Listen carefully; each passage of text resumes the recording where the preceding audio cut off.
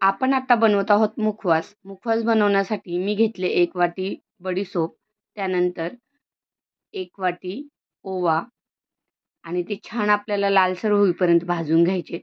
त्यानंतर मी घेतला आहे दीड वाटी सफेद तीळ, तर तेही छान मी आता भाजून घेत आहे.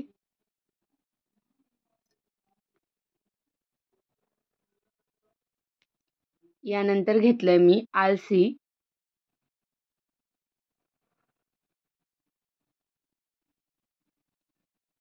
तर आपण घेतलं आहे याच्यामध्ये डाळ, ओवा, बडीशोप, आळसी आणि सफेद तीळ.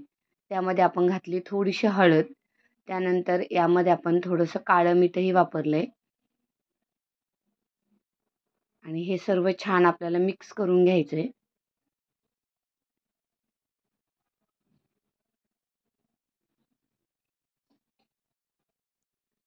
मीठ, हळद सगळं व्यवस्थित लावून घ्यायचं आहे.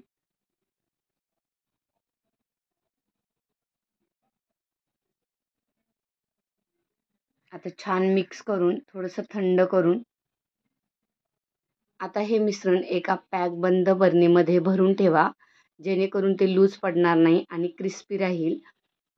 पचनक्रियासाठी हे मिश्रण खरंच खूप चांगले आहे.